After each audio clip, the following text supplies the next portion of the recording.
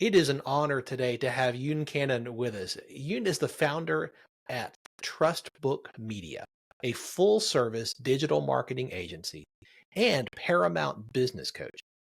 For the past 17 years, she's been helping seven-figure CEOs to scale their sales growth. Yoon's a faith-driven and seasoned entrepreneur. Since 1992, she launched, turnkeyed, and sold three other businesses. Her advice has been featured in Entrepreneur Magazine, Fortune, Money Magazine, CNN, The Wall Street Journal, and the Philadelphia Business Journal. Yoon lives outside Philadelphia with her husband and three adult children, and she enjoys problem solving and rocking out to live music. Yoon, I'm so glad you're here. Thanks for being on the show. Oh, thanks for having me, William. Welcome to Catalytic Leadership, the podcast designed to help leaders intentionally grow and thrive. Here is your host, author, and leadership and executive coach, Dr. William Attaway. I would love for you to share some of your story with our listeners, Yoon, particularly around your journey and your development as a leader. How did all this get started? My development as a leader. Well, I would say, my first experience with leadership was hiring and building out my own sales team. This was for an international corporation. Yeah, sales is a high turnover sort of industry. So Yeah. you've got to really dial in your leadership style and what your values and beliefs are that are going to want people to want to work hard for you, and what your vision you're creating. And it's really then that, when you're trying to work with a sales team and they're largely, my pay is impacted by how much I can get them to sell, but also their earning potential is certainly a large portion was commission based. When you try to bring out the best in your people, it is about leadership. It's not a dictator style, fear-based, hey, if you don't do this, shape up or ship out. That doesn't really work that well for the long term. But people will work hard and have that tenacity, getting through the challenging, sections of their role if they really feel like they've got a leader who is who cares about them and who's mentoring them, who is really there to have their back and help bring out the best in them. So that was my first experience in leadership. How do you get to that point? Because I see a lot of leaders struggle with what you just said. This idea of leaning into their team and seeing them as more than just what they do. Like, are there ideas or suggestions or tips from your journey that you would say, hey, this was something that really made a difference as I was trying to develop that skill? Yeah, well, for me, because I was green and this isn't something I studied in college per se. So I was just so open to learning, and I was a voracious learner. I got my hands on, every kind of leadership book. And back then it was like, tape cassettes. I hate to date myself. I'm with you. But I remember I had a bunch of tape cassettes. and just investing in, and even then, like Nightingale's tape cassettes were whatever, I don't know, $300 or $500. And as a young professional, that was an investment for me. But making those investments over and over and over again to seek out learning, to invest in paying for conferences, to learn from other people, to learn from books and events, and so all of the above. So I just sought that out because I was aware that I wasn't equipped and I needed to learn. But the good news is it's a learned skill. You can learn it. And it's a lifelong skill, I think, because it's not just for, leadership in the workplace. You carry that through really in your personal life as well, whether you're a parent or you volunteer with something like a Big Brothers Big Sisters program. Your leadership skills are going to stay with you and help you make a bigger impact on other people's lives, workplace and personal. Since in the last 30 years, you have launched and sold three businesses. Yes. That's kind of the dream of every entrepreneur, right? To launch something, build it, and then exit and sell it. Mhm. What was that process like for you to walk through this, not just once, but 3 times? Well, the process was actually kind of agonizing, to tell you the truth, because I didn't set out to build a business that I would sell. That was really Mm, never the goal. The goal, I thought, was to build something I would see myself doing for 20 and 30 years. But my goals shifted. I was a mom, and that shifted a lot of my goals. So the reason why it was agonizing is because I love my people, the people who worked with yeah. me. And there was a lot of tears when I, had to finally share the news that, hey, guys, gals, by the way, I sold, the business, and here's the new owner. Let me introduce you. Yeah. But there's a lot of tears from both sides because they really, one of my, I guess, my leadership, the way I view leadership and with my people is I've always wanted to create a family culture Yeah. that it's not just this cold, clinical sort of a place where, oh my gosh, you've got to be buttoned up or you can't breathe because you might be losing your job. That was never Yeah. something I wanted to create. Mm, I wanted to create that family culture. And because I did, that's the part that made it really agonizing was that mm, I didn't want them to feel like I was leaving them, abandoning them. And they truly are people who are and still are near and dear to my heart. In fact, I still keep in touch with many of those folks. wow. I can just think of a guy, going to both his weddings and just being there for life events. So these are still relationships that have continued, years past the work relationship. Our regular listeners are going to pick up on 2 things you've already keyed in on that we talk Hmm. about a lot. The first is the importance of, if you really want to be catalytic as a leader, to keep and develop and maintain a teachable spirit. And you've already keyed in on that, this importance of understanding you don't know it all and walking into every day and every situation with open hands. What can I Hmm. learn here? How can I grow? How can I develop? And the other thing is to see people, as you're building people and teams, to see them as more than just what they do, to see them as actual 3D human beings. That sounds like something that you do intuitively.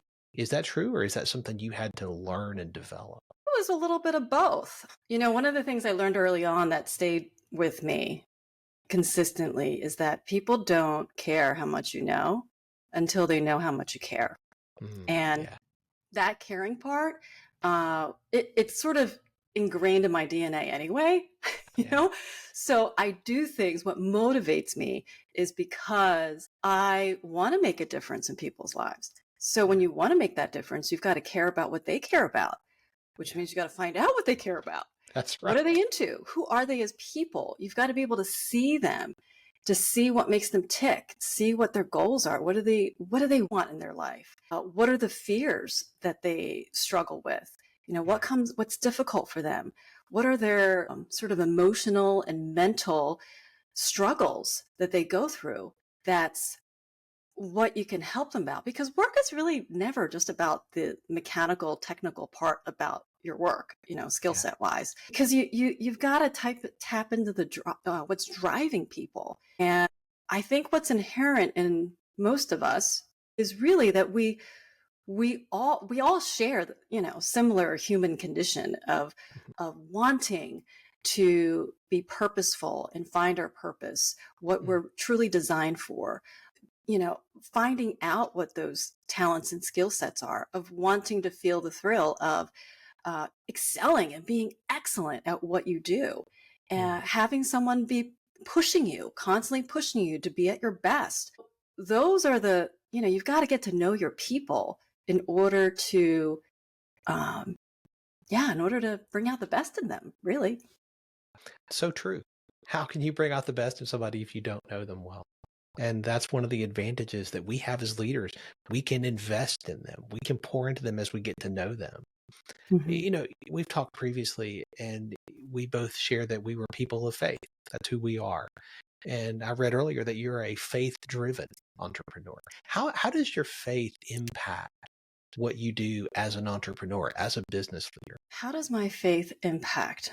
Well, I think one, it's the sense of being a servant leader, Yeah. right? The way you see your role, and it's not so much that, hey, they're working for me. I mean, Yeah. yes, they are, but I'm actually working for them. And it's a tricky balance because I see it split in two different areas, whereas like it's too heavy on the one and too heavy on the other. For example, I had a client who he was struggling to scale his sales. He just couldn't quite get over that. He was so close, to that $1 million milestone. And when I did a 360, it wasn't just about looking at his profit and loss sheet. It wasn't just about looking at his marketing. It wasn't just about looking at his job costing, right? But it was looking at his whole organization and actually sitting in and all that. So this was an example where maybe I don't know if servant leadership was on his mind, but this was a case where it was like, no, that's not what I mean by servant leadership. He was being too accommodating. It was really that essentially what came across was he was coming across where he needed them more than they needed him. So when I'm referencing servant leadership, I'm working for them. It's not in that sort of tone, right? So that's not what I mean. And it's also not the other side where I had another company that I've worked with and worked with their sales team. And the culture there was what was also hurting their sales growth. It was such a hard line on, hey, you could be the top sales guy this year, but next year, if you have a difficult quarter and you're not hitting your numbers, you're out. Like that's just, doesn't matter if you worked here 15 years. Yeah. So that part, that's where it's like way too over on that side. So servant leadership to me is really getting that right in the middle where I'm working for them in a sense of my job is to bring out the best in them. And I'm working for them in a sense of that my goal is to figure out, the only way I succeed is by helping them succeed, right? What do they need? What are they missing? So sometimes they do need tough love. Yeah. They do need a kick in the pants. That's right. Sometimes they do need warnings, performance warnings, that, hey, this is unacceptable. And, maybe there's that effort. So sometimes they do need those things. So it's thinking about what do they need? What would benefit them that can help them get from where they are to where they want to be. So I hope that explains and gives some more context into how servant leadership plays out. Yeah, it really does, and I love that you warn against the extremes because I've seen that as well, and it can be so incredibly dangerous when you abdicate your leadership role, when you abdicate the responsibility that you have as the owner, as the point leader, and it's also incredibly dangerous when you micromanage and power up on everybody and everything. Neither of those is healthy. True servant leadership is a whole different ballgame. As a business coach, you work with a lot of different businesses and business leaders and owners. What are the types of business owners that you work with these days? Yes, they're all privately held companies. I mean, as far as verticals, the most common verticals maybe fall under professional services, like law firms, market research firms. I also work with SaaS founders, tech founders, and companies that have multi-locations. So those are the popular verticals. Are there threads of specific challenges or pain points that you see with the people that you work with, things that you help them navigate through? Yes. Well, really, the only thing that they hire me for is growth. That's the goal. Yeah. Growth is always the goal. And as far as challenges, yes, the business challenges, typically, for what gets in the way of growth, there's 3 core challenges. We need to generate more leads. Second challenge, we need to convert more of those leads into customers. Yeah. And then the third challenge would be, okay, now we've got that, but now we've got to scale. So Mhm. how can we expand our sales team? Those are basically the three main challenges that I see and I deal with. As far as pain points, because of those challenges, that's what leads and feeds the pain points. And the pain points personally to the CEO is well, when they don't have the steady flow of leads and sales and a sales team that expands, how it impacts them is, well, they're working too many hours. Mm. They are missing out on their family. Yeah. That's where it's really hitting them, right? They're spread too thin because the business operations is relying too heavily on them, and so you know that's gonna stir up a lot of emotional struggles because they get super frustrated. Naturally, this is just a normal thing.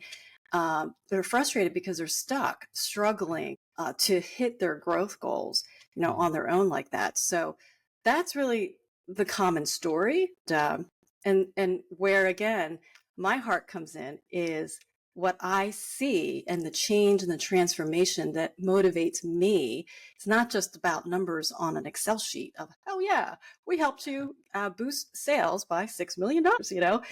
It's really not about it. I am results driven, of course. I have to keep Yeah. my eye on the numbers, and there's got to be an ROI. I get Mhm. it. That's what I'm driven by, data. But really, what motivates me is the story, right? Of Mhm. of again changing the opportunity to change their lives, because it does change their lives. I have a CEO, for example. When he came to me, he just hit a ceiling. He's a Mhm. tech company owner, and he hit a ceiling at 3 million. And he just struggled and struggled and struggled to get past that. So he's feeling like the business operations. He's the main person who makes business happen. He tried to hire 3 sales guys, and the three of them together couldn't match what he was doing. It was his home life. He had 3 young daughters, a wife who felt neglected. She felt like she was a single mom. Yeah. His girls kind of looked at him as the absent dad. He was missing Mm. out on their school activities. He gets home barely enough time to kiss them goodnight, and that's Wow. it. So, what kind of a life is that? That's what I get excited about, making a difference. Mm. Because when we can fix the components of your Yeah. lead gen, your sales acquisition, your sales team, and then thereby getting the business to stop relying, so heavily on you having to be there 50, 60, 70 hours a week, Yeah. that trickles over, into your home life, your family life. So I hope that paints a picture. And it's just common, right? I find it's a similar story time and time again. Now, I also have clients where, they're not raising young families, but Yeah. they want to be able to sell their company, right? Mhm. Because they spent 30 plus years growing this organization, and now they're ready to retire, but they're going, oh my gosh, I want to have a nest egg to retire. And how can I Right. get someone to buy this company? And right now, before I get brought in, it might be not quite ready. The valuation might not be as appealing to be able to do the type of exit that they want to do. So, but again, it's still about how that impacts their life, right? Yeah. And that's what I care about helping them achieve. I think there's so many connect points between the things that you've talked about, that some of the listeners may not be connecting directly, but when you are the center of the spider web as the owner, where every decision has to come to you, where you're the answer person, right? Everybody has to come get their answers from you, and you have to be involved in everything and have your hands on everything. It demands those 50, 60, 70-hour weeks because you're in it all the time. And when that is true, you do not have a sellable asset in your company because you are the center of the spider web. And it sounds like that you help people to remove and extricate themselves from that position, building the systems in place that then will move this into the space of being something that is sellable. And I think that's so healthy and so needed. Thank you. I do too. I'm curious. Like I know a lot of people listening are thinking, "Wow, okay, so I can recognize a couple of these things in my life. Maybe it's the overwork, maybe it's Mhm. the challenges at home, maybe it's, yeah, everybody does come to me all the time wanting answers all the time. And my Slack is blowing up, my texts are blowing up. How do I begin to troubleshoot this? Like, Mhm. how can they begin to troubleshoot their own business? Yeah, I mean, one of the first things I do when I work with a client who's overwhelmed with too many things, everything screams now, I have them just audit their time, right? I Mm, give them a that's template good. that I created that really helps them itemize where their time is going. And if you had to write yourself a job description, what are you actually spending your time doing?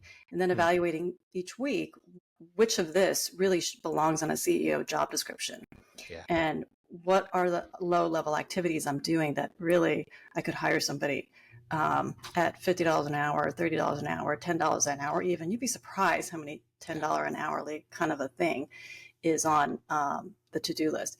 But outside of that, I mean, really it's about, okay, well, I don't know how to teach them how to do what I do. Great. So then we create SOPs. Let's break it down and reduce it to the ridiculous. So what's challenging for the founder would be there's a lot of things that just come innately to them, and they don't have to think about it. It's like somebody who can dance. They can't really figure out, how do I teach somebody how to dance when I can't? It's hard to break that down. Well, we have to break it down. I help them be able to reduce it to like a checklist for dummies. If you had to just itemize step by step by step how to do something, and we create that together, right? So we do the SOPs, and a lot of times, they'll create the SOPs, and then I'll just look at it, and most of the time I look at their SOPs, and it's just not as granular, right, that it needs to be able to train somebody. So then the next big constraint and angst would be, oh, but right now we just don't have the cash flow to be able to hire, for that role. If I want to hire level talent where I'm not going to sit there and be that granular. Well, okay, great. So if you want somebody who can do their own critical thinking and they show up with those skills that you need to take over and manage and that sort of thing, yes, you need to be able to have the salary for that. So where do you get the cash flow? Well, if they don't want to fundraise, if they don't want to take out, business loans, then you need to generate more business, right? Generating more business, then the first thing to dial in is your marketing. And that's why I ended up evolving from, the past 17 years, working so closely inside companies and organizations on their sales. It also evolved in recent years to then just launching our digital marketing agency. The conversation time and time again was, okay, here's the solution. We need more marketing. We need marketing that works 24/7 behind the scenes to be able to generate a steady flow of leads, and it's predictable. So what I was finding was my clients would be outsourcing it to agencies or sometimes hiring in-house, sometimes doing both. And then we would spend a lot of time, they would be bringing their marketing campaigns to me saying, let me get your eye on that. And the trend constantly was, I was surprised. I didn't expect to see this trend. We were spending more time, I was spending more time with them picking apart missed opportunities, sloppy mistakes, not the best strategy, doing things the long way in marketing and the wrong way sometimes. So all of that, and I'm going, oh my gosh, it's kind of like revising an essay. Sometimes it takes more work to revise it than just write a new one, right? Yeah. So, so that's what birthed, to be able to give them an option. Hey guys, you could pay me to spend half my time with you, picking apart and fixing the marketing that the other agencies are doing. Or if you want to, you know what, you could just leverage my team to get the marketing done for you. And I'll just design it from scratch, so customized for you. So we don't miss any factors that's going to hurt your conversions. So that's what birthed it. So now, it's really holistic where, hey, they don't have to do both. It's just, if they want to utilize us for getting the marketing done for them, and they also want to work on focusing out their, building out a sales team or taking their current sales team and really just optimizing their results. But they have both now. And that's what I feel good about. where before I felt like I was kind of leaving them hanging of, sending them out to just look for whoever. And if they choose to still continue with other agencies, that's great too.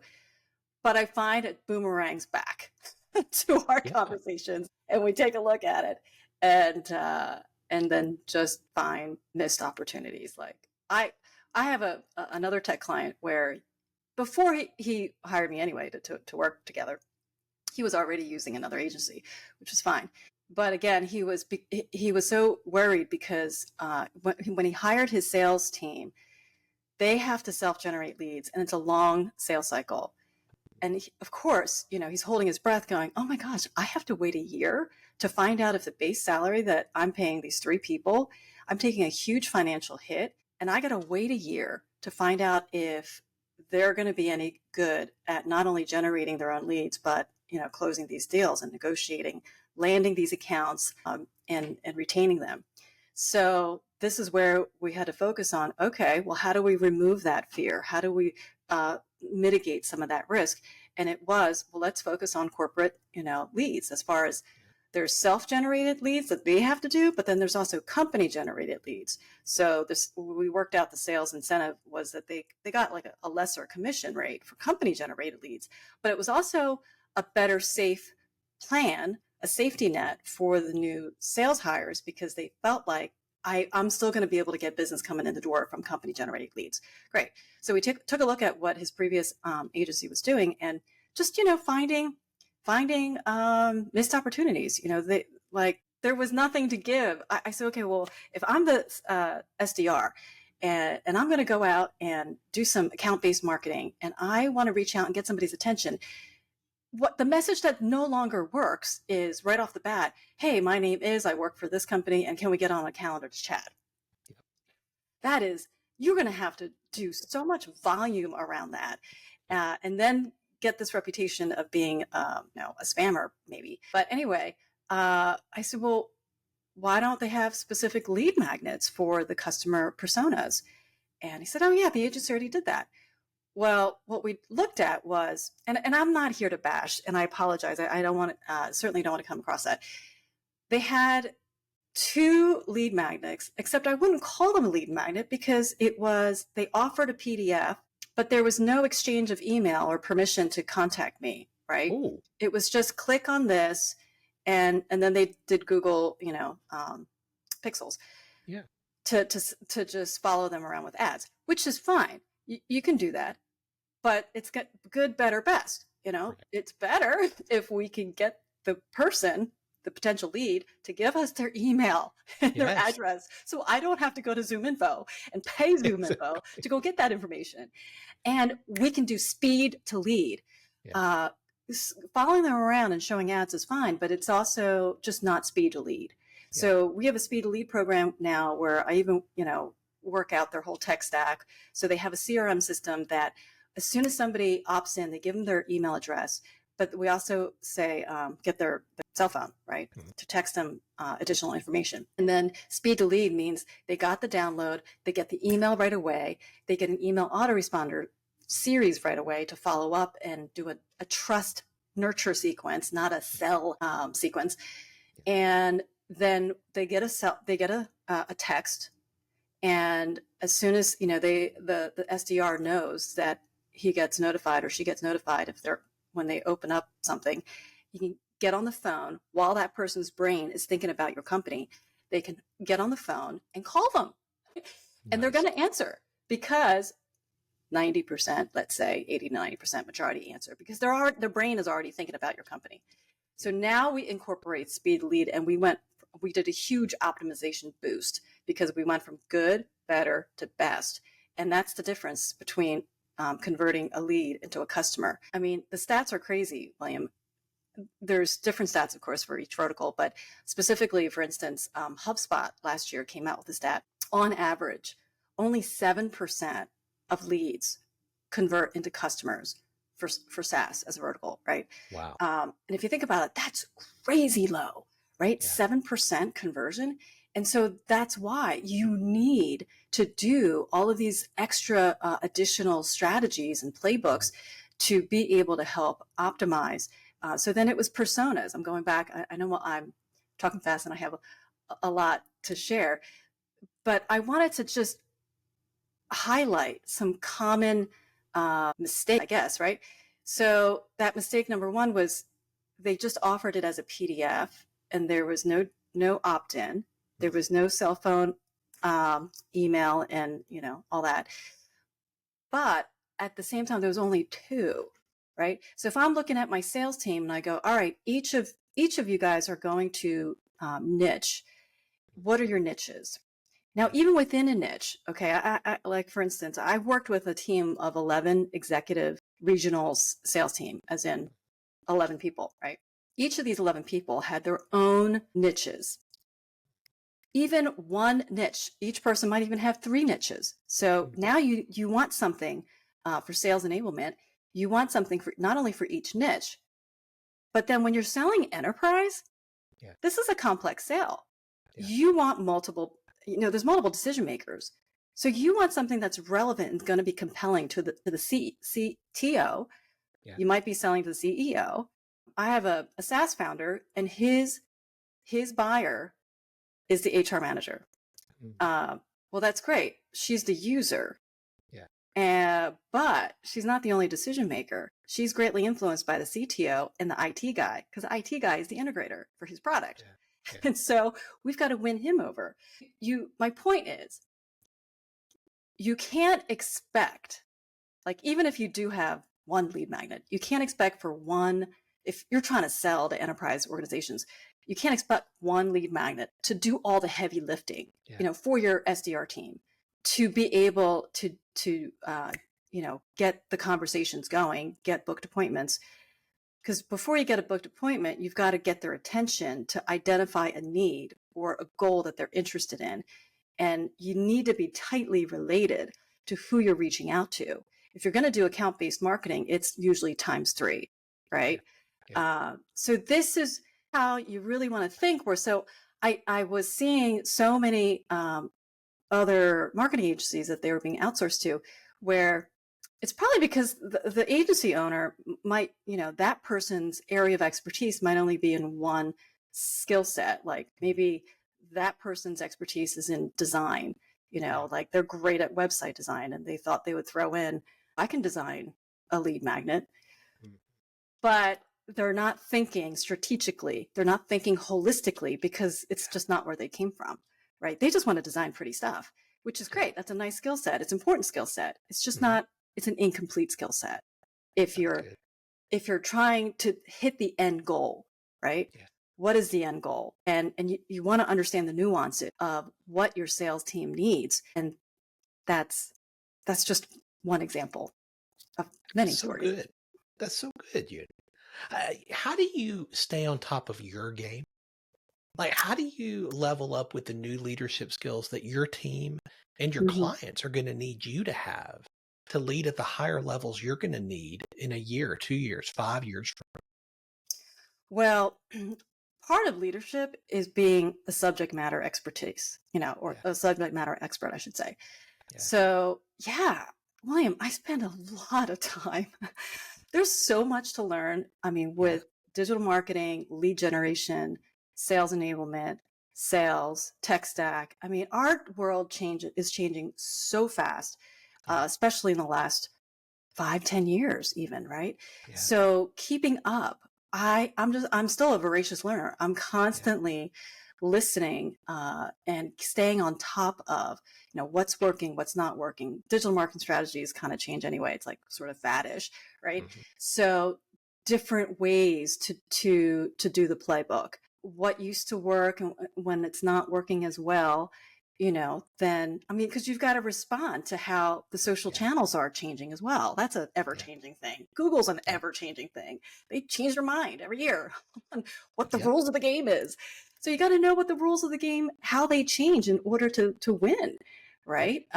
Within the rules of the game. So that's a big part of leadership, is working at your subject matter platform understanding, because leadership would be leaning on me to redirect and give them course correction and shifting that all right, to what they need to do. It's diagnosing, it's guiding, and it's saying, yeah, that's a great plan, but it's kind of like your ladder. It's going to take a long time to climb to the top of that ladder. And then you realize the ladder's up against the wrong house.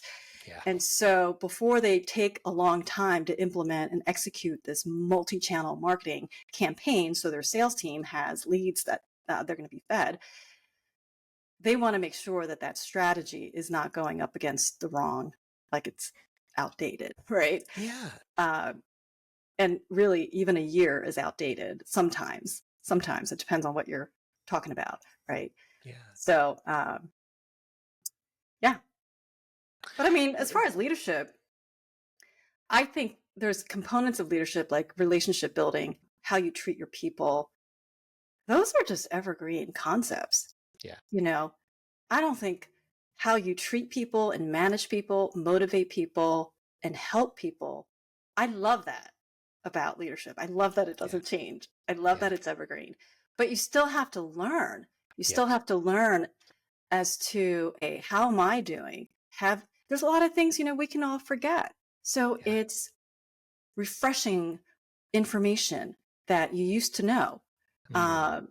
It's listening and being inspired by other influencers or other leadership development, thought leadership to inspire you. People say things in a different way.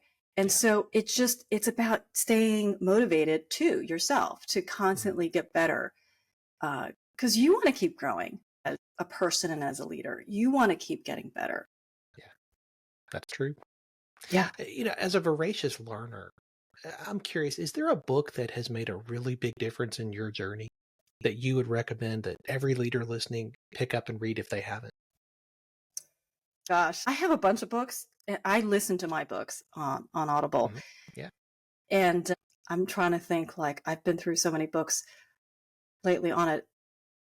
But sometimes it's like just a long-standing book, The E-Myth, is Michael Gerber, is still, such a great, important read because it brings you back to the basics.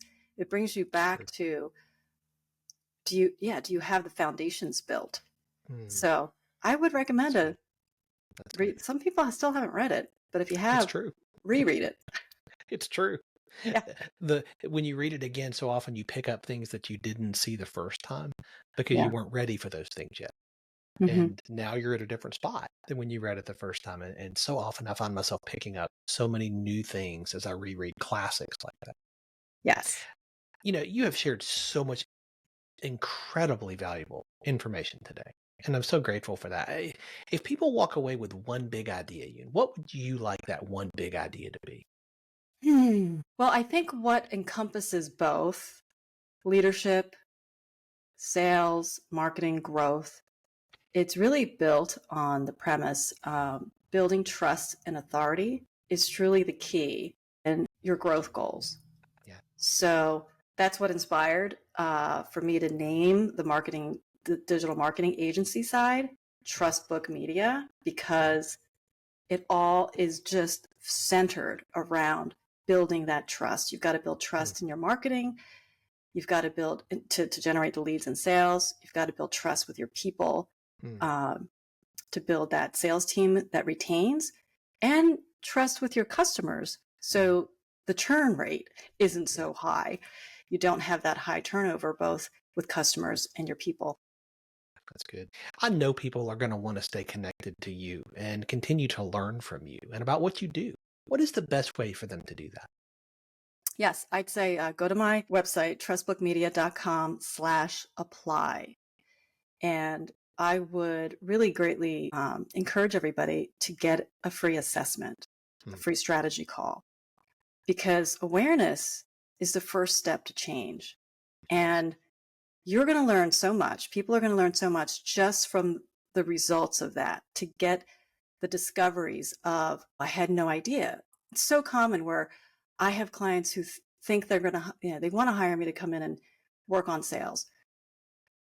But actually, they don't have a sales problem. They might have a marketing problem, or they might have a culture problem, So I just want to invite people, just take me up on a free assessment. I'm here to help. Again, awareness is the first step to change, to growth. So if the only thing you do is leave with a roadmap, because that's what all my people leave with. They leave with a roadmap, identifying their strengths. What do they need to do to get from where they are to where they want to go? What do they need to do to overcome their challenges? I actually give them a road plan. So if they want to go and do it themselves, they have that. If they want my help, great. If they want to go and do it themselves, that's great too. So get the assessment at trustbookmedia.com/apply. Thank you so much for your generosity today and sharing so much of what you've learned so far in your journey. This has been so helpful. Well, thank you so much for having me, William. I had a great time. Thanks for joining me for this episode today. As we wrap up, I'd love for you to do two things. First, subscribe to this podcast so you don't miss an episode. And if you find value here, I'd love it if you would rate it and review it. That really does make a difference in helping other people to discover this podcast. Second, if you don't have a copy of my newest book, Catalytic Leadership, I'd love to put a copy in your hands. If you go to catalyticleadershipbook.com, you can get a copy for free. Just pay the shipping so I can get it to you, and we'll get one right out. My goal is to put this into the hands of as many leaders as possible. This book captures principles that I've learned in 20 plus years of coaching leaders in the entrepreneurial space, in business, government, nonprofits, education, and the local church. You can also connect with me on LinkedIn to keep up with what I'm currently learning and thinking about. And if you're ready to take a next step with a coach to help you intentionally grow and thrive as a leader, I'd be honored to help you. Just go to catalyticleadership.net to book a call with me. Stay tuned for our next episode next week. Until then, as always, leaders, choose to be catalytic. Thanks for listening to Catalytic Leadership with Dr. William Attaway. Be sure to subscribe wherever you listen to podcasts so you don't miss the next episode. Want more? Go to catalyticleadership.net.